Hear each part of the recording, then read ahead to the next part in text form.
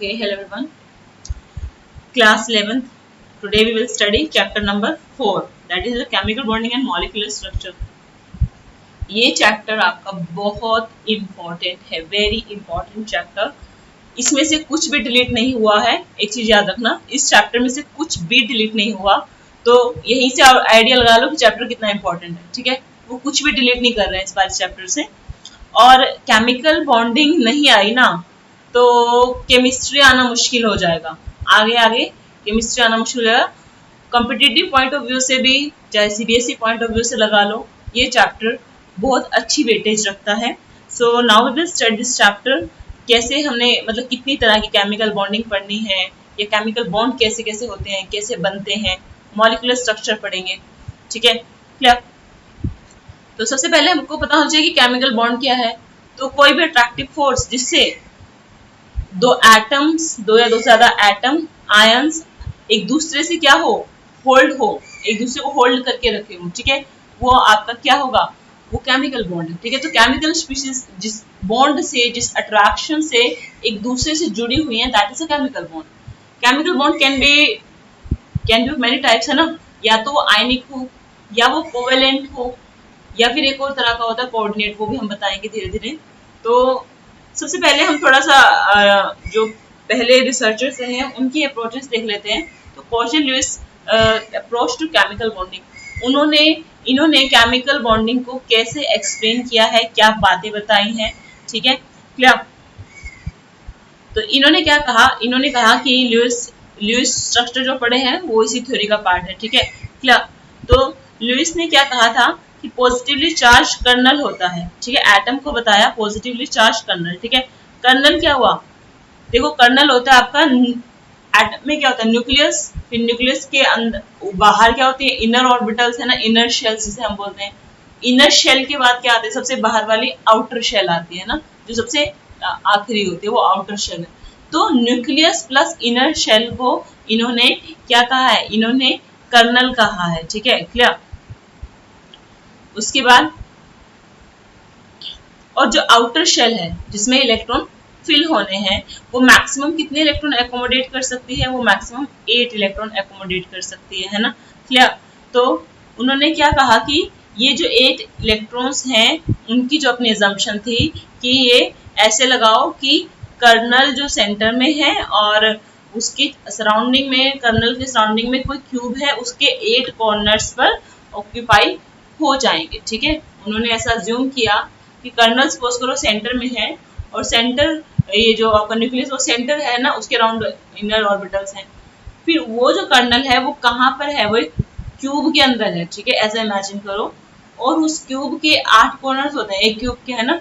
तो 8 कॉर्नर्स पर क्या है, आपकी इलेक्ट्रॉन्स है. ठीक है, क्या ये उनकी अजम्पशन थी. ठीक है, उसके बाद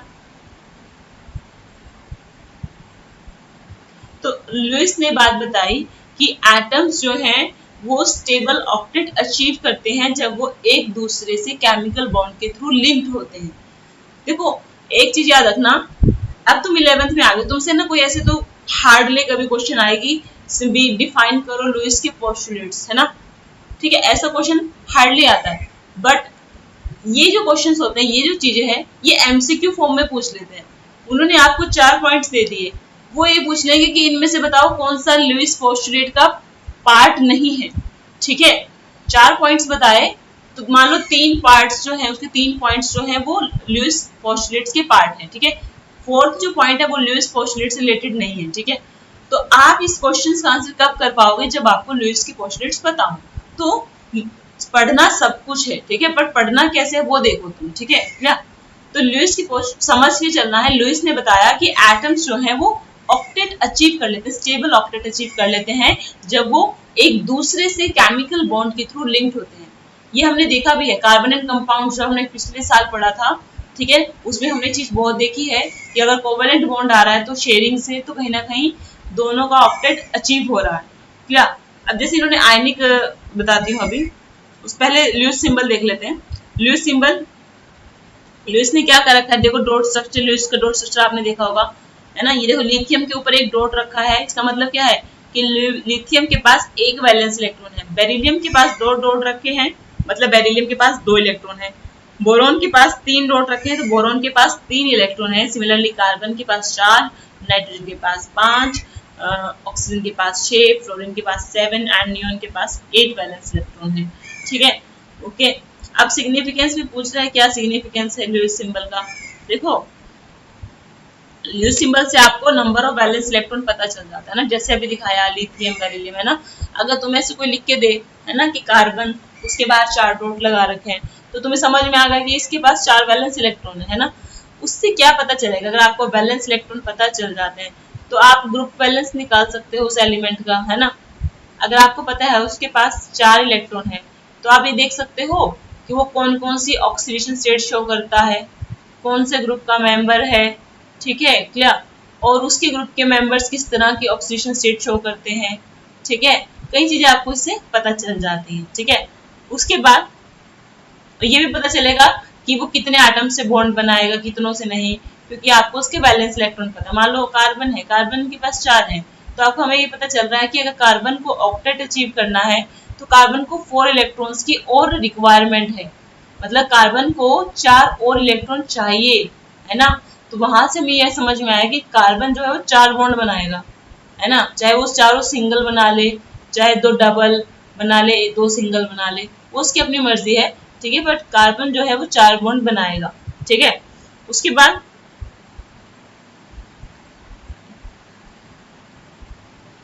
पहला पॉइंट तो यही है कि जो हाईली इलेक्ट्रोनेगेटिव हैलोजेंस है, हाईली इलेक्ट्रो पॉजिटिव मेटल से सेपरेटेड है by noble gas. Noble gas से सेपरेटेड कैसे बताया कि या तो नोबल गैस ना तो इलेक्ट्रोनेगेटिव है ना इलेक्ट्रोपॉजिटिव है, जबकि आपके हैलोजेंस क्या होते हैं, ग्रुप 17, ग्रुप 17 को हैलोजेंस कहा जाता है। और एल्कली मेटल्स तो मैंने बताया था ग्रुप 1 है ना, तो वो ग्रुप 1 की वो इलेक्ट्रोपॉजिटिव होती है, जबकि हैलोजेंस आपके ग्रुप 17 वाले इलेक्ट्रोनेगेटिव होते हैं। जबकि ग्रुप 18 जो कि नोबल गैसेस का, वो तो ना तो इलेक्ट्रोपॉजिटिव है ना ही इलेक्ट्रोनेगेटिव है। ठीक है, क्लियर, ओके। तो बाकी आपको पता है कि नेगेटिव आयन और पॉजिटिव आयन का सिग्निफिकेंस बताया इन्होंने। मैंने भी तुमको कई बार बताया है कि नेगेटिव आयन क्या होता है, जब कोई एटम इलेक्ट्रॉन गेन करता है तब उसके ऊपर नेगेटिव चार्ज आता है और वो नेगेटिव आयन बन जाता है। बट जब कोई एटम इलेक्ट्रॉन लॉस करता है तब उसके ऊपर पॉजिटिव चार्ज आता है और वो उस टाइम पॉजिटिव आयन बन जाता है। ठीक है, तो नेगेटिव एंड पॉजिटिव याद रखना कि नेगेटिव मतलब gain of electron and positive ion मतलब लॉस ऑफ इलेक्ट्रॉन हुआ होगा। ठीक है, क्लियर। उसके बाद तो जो भी नेगेटिव एंड पॉजिटिव आयन बनते हैं जनरली आप देखना उनके पास स्टेबल नोबल गैस कॉन्फ़िगरेशन होता है। ठीक है, क्लियर।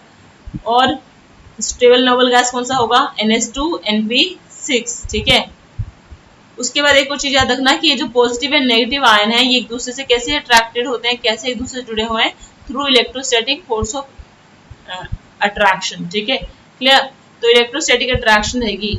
इलेक्ट्रोस्टैटिक अट्रैक्शन कहाँ रहती है, जहां पर अपोजिट चार्जेस फॉर्म होते हैं। तो कटायन और अनायन के केस में क्या है, चार्जेस ही तो है, वो कटायन पॉजिटिव वाला होगा, अनायन नेगेटिव वाला होगा, तो यहाँ पर strong electrostatic force of attraction रहेगा, उनसे ही ये स्टेबलाइज होंगे।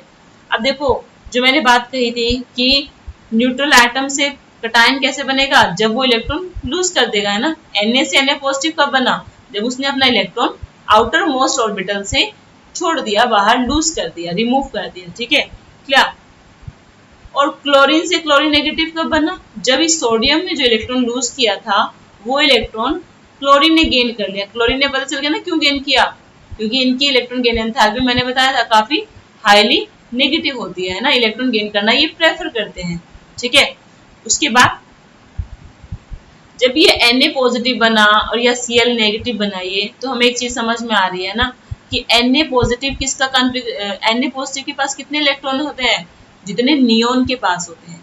Similarly Cl negative chlorine negative के पास कितने इलेक्ट्रॉन होते हैं, जितने आर्गन के पास होता है। ठीक है, तो नियोन एंड आर्गन क्या है, नोबल गैसेस है। मतलब इसने एक इलेक्ट्रॉन लूज करके और इसने एक इलेक्ट्रॉन गेन करके नोबल गैस कॉन्फ़िगरेशन अचीव कर लिया है। ठीक है, और नोबल गैस कॉन्फ़िगरेशन अचीव हो गया। और आखिरी बात क्या बताई थी कि ये जो पॉजिटिव एंड नेगेटिव आयंस हैं, पॉजिटिव एंड नेगेटिव आयंस हैं, ये एक दूसरे से इलेक्ट्रोस्टैटिक फोर्स ऑफ अट्रैक्शन से जुड़े हुए हैं। तो sodium plus and chlorine negative के बीच में कैसा फोर्स है? Electrostatic force of interaction. Clear? उसके बाद कैल्शियम फ्लोराइड का एग्जांपल दिया, देखो कैल्शियम फ्लोराइड क्या है? CaF2। कैल्शियम में क्या होगा? आर्गन 4s2 है ना, तो नोबल गैस अचीव करने के लिए क्या करना पड़ेगा? 2 इलेक्ट्रॉन लूज करने पड़ेंगे। ये जो 4s में 2 इलेक्ट्रॉन है ना, ये इसको लूज करने पड़ेंगे। कर दिए जी, 2 इलेक्ट्रॉन इसने लूज कर दिए, ये बन गया कैल्शियम +2। ठीक है, तो अगर आपको याद हो कि मैंने आपको पॉली एटॉमिक कटायन और अनायन कराए थे, तो मैंने दिखाया था वो कैल्शियम जो होता है वो +2 वाले ग्रुप में होता है, जिनके ऊपर +2 का चार्ज आता है। तो अब यहाँ से देख सकते हो कि +2 का चार्ज क्यों आया, क्योंकि वो 2 इलेक्ट्रॉन इसने लूज कर दिए 4s से। फिर अगर फ्लोरीन है, एक फ्लोरीन को कितना इलेक्ट्रॉन चाहिए होता है जी? एक फ्लोरीन जो है आपका कॉन्फ़िगरेशन है 2s2 2p5, तो 2p6 होने के लिए उसे एक इलेक्ट्रॉन की रिक्वायरमेंट है। एक फ्लोरीन को एक इलेक्ट्रॉन की रिक्वायरमेंट है नोबल गैस कॉन्फ़िगरेशन अचीव करने के लिए। तो 2 फ्लोरीन को कितनी रिक्वायरमेंट होगी? 2 इलेक्ट्रॉन की। तो ये 2 इलेक्ट्रॉन कहाँ से आए हैं जी? कैल्शियम से आए हैं। जो कैल्शियम ने लूज किए थे वो 2 इलेक्ट्रॉन, वो दोनों फ्लोरीन ने एक एक करके ले लिया है। ठीक है, क्लियर? तो इस तरह के बॉन्ड को जो इलेक्ट्रोस्टैटिक फोर्स ऑफ अट्रैक्शन है ना, जैसे आपने NaCl में देखा है, कैल्शियम फ्लोराइड में देखा, ठीक है, जहां पर इलेक्ट्रोस्टैटिक अट्रैक्शन लग रहा है पॉजिटिव एंड नेगेटिव आयन के बीच में, इनको हम बोलते हैं इलेक्ट्रोवैलेंट बॉन्ड। एक मिनट,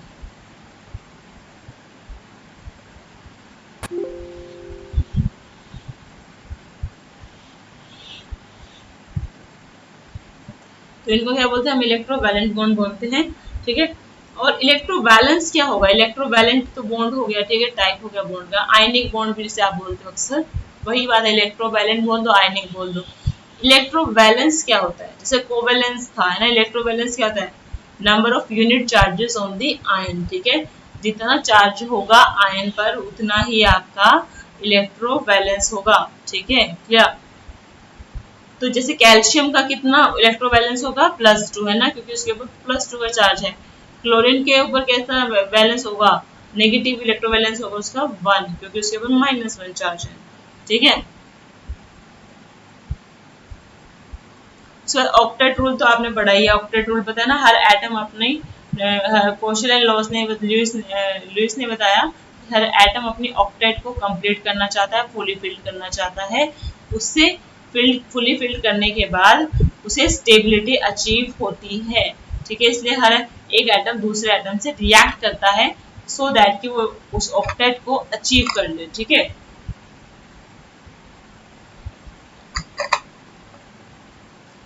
चलो ये तो हुआ लुईस का कंसेप्ट, कोशल एंड लुईस का। अभी लैंगमुर आ गया। लैंगमुर ने क्या कहा? लैंगमुर कहते हैं कोवेलेंट बॉन्ड के बारे में। ठीक है, उन्होंने लुईस लैंगमुर थ्योरी आई है, उसके बाद उन्होंने कोवेलेंट बॉन्ड के बारे में बताया। कोवेलेंट बॉन्ड जो है वो शेयरिंग से बनता है, वहां पर कंप्लीट ऐसा नहीं होगा जैसे सोडियम क्लोराइड में कंप्लीट ट्रांसफर ऑफ इलेक्ट्रॉन हुआ था ना, सोडियम ने इलेक्ट्रॉन दिया, क्लोरीन ने ले लिया। ठीक है, तो कंप्लीट ट्रांसफर ऑफ इलेक्ट्रॉन कहते हैं इसे। But in case of covalent compound there is no such complete transfer of electron. अगर आप क्लोरीन क्लोरीन की रिएक्शन कराएं, देखें कि इस क्लोरीन को भी एक इलेक्ट्रॉन की रिक्वायरमेंट है ना, और इस क्लोरीन को भी एक इलेक्ट्रॉन की रिक्वायरमेंट है, तो ये क्या करेंगे? अपना एक एक इलेक्ट्रॉन शेयरिंग में डाल देंगे। ठीक है, शेयरिंग में होने से क्या होगा? अभी ये जो 2 इलेक्ट्रॉन है इस पर ये इस क्लोरीन के भी है और इस क्लोरीन के भी है, दोनों का इक्वल राइट है, क्योंकि ये शेयरिंग में आ गए हैं। ठीक है, तो अगर आप देखो इन 2 इलेक्ट्रॉन के बाद दोनों क्लोरीन का जो कॉन्फ़िगरेशन है उनका ऑक्टेट अचीव हो पा रहा है। इस क्लोरीन का देखो 2 4 6 8 है ना, और इस क्लोरीन का देखो 2 4 6 8, ये दोनों का ऑक्टेट अचीव हो पा रहा है। इसका मतलब कोवेलेंट बॉन्ड हो रहा है। ठीक है, क्लियर? तो अगर डॉट्स आपको पता है कि इन स्ट्रक्चर्स में, लुईस के स्ट्रक्चर्स में डॉट्स क्या रिप्रेजेंट करते हैं? इलेक्ट्रॉन्स को रिप्रेजेंट करते हैं। ठीक है, ओके, आगे भी जो ये वाले आएंगे, जो लुईस लैंगमुर थ्योरी ने कोवेलेंट बॉन्डिंग को एक्सप्लेन किया, उसमें भी डॉट्स आपके इलेक्ट्रॉन्स को शो करते हैं। ठीक है, क्लियर? उसके बाद इन्होंने और क्या कहा लुईस लैंगमुर थ्योरी में, कि हर बॉन्ड जो है वो कैसे बना है? जब 2 एटम ने अपने इलेक्ट्रॉन पेयर की शेयरिंग करी है। ठीक है, 2 इलेक्ट्रॉन ने अपने एटम की शेयरिंग करी है, तभी बॉन्ड बना है। ठीक है, क्लियर? उसके बाद एक मिनट, तो जब भी दो एटम के बीच में बॉन्ड बनता है तो दोनों एटम में से एक एटम एक इलेक्ट्रॉन देता है, दूसरा एटम दूसरा इलेक्ट्रॉन देता है, ठीक है। इससे तुम्हारे और मेरे बीच बॉन्डिंग हो रही है, ठीक है। तो 1 रुपया मैं डाल रही हूँ, 1 रुपया तुम डाल रहे हो, ठीक है, वैसा होगा, क्या। उसके बाद combining atoms attain the outer shell noble gas conformation as a result of sharing of electrons, ठीक है। ये हमको पता है कि जब भी हमने कोवेलेंट बॉन्ड बनाना है, शेयरिंग करा रहे हैं, तो you must be sure about it कि हर एटम का जो है वो नोबल गैस कन्फर्मेशन अचीव हो पा रहा है कि नहीं हो पा रहा।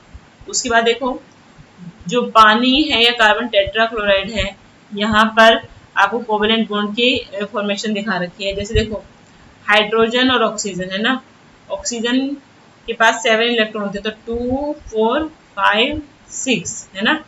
तो ये इलेक्ट्रॉन किसका है, ये है आपका हाइड्रोजन का, है ना।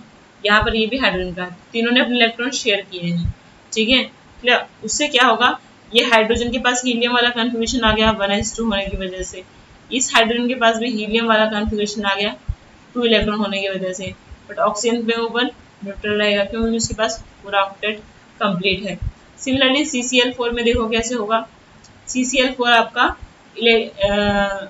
ऑब्वियसली कोवेलेंट कंपाउंड है H2 की तरह।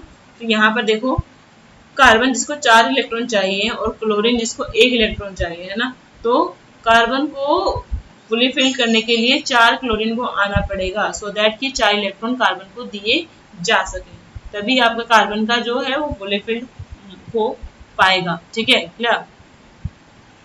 उसके बाद उन्होंने एक बात और बताई कि आपको number of pairs of electron आपको बताएंगे कि उनके बीच में कितना बॉन्ड है, ठीक है, कि कितने डबल बॉन्ड है, सिंगल बॉन्ड है, वो आपको किससे पता चलेगा, जो आपके एटम्स आपने शेयरिंग में डाले हैं, ठीक है, क्लियर।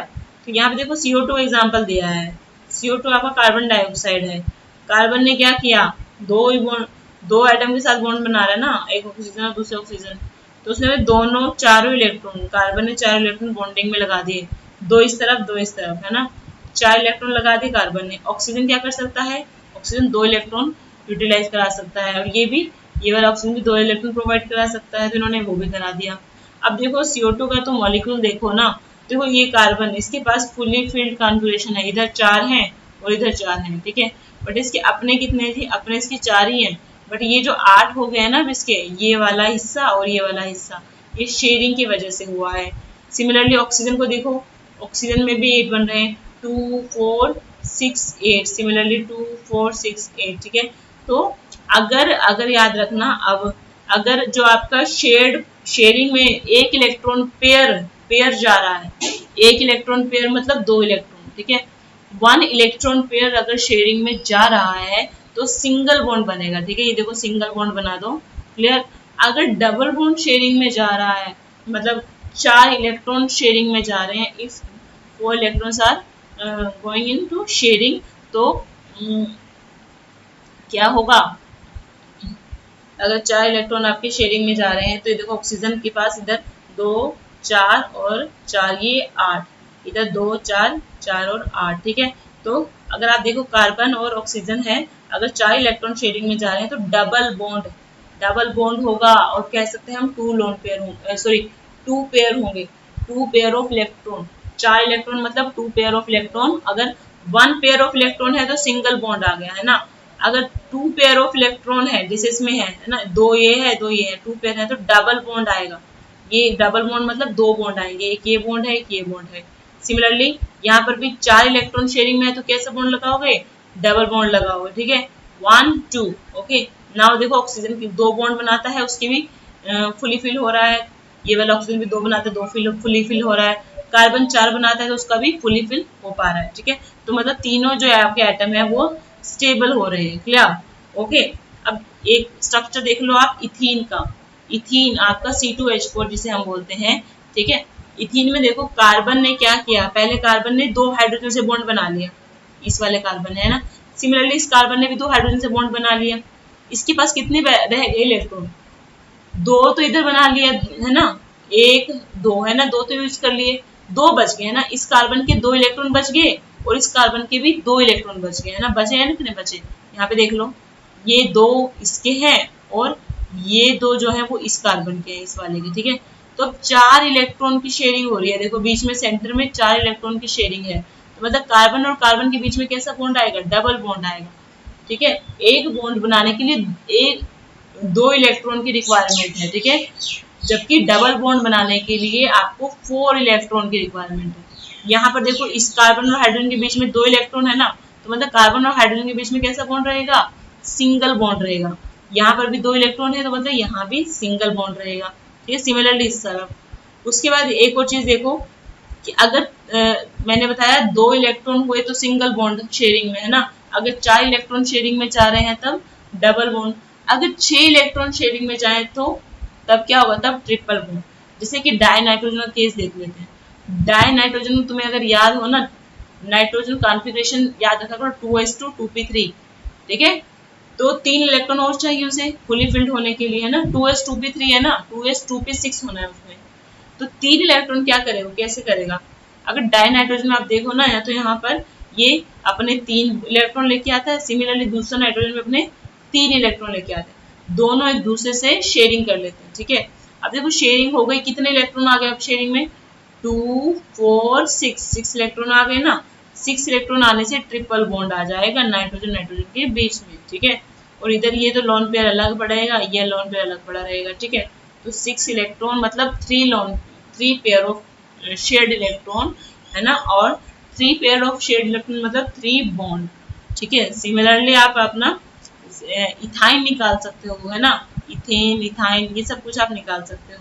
क्लियर। उसके बाद मेरे ख्याल से आज के लिए काफी है, बाकी कल करेंगे। ठीक है, ये आपको ल्यूइस रिप्रेजेंटेशन वगैरह सब कल कराऊंगी।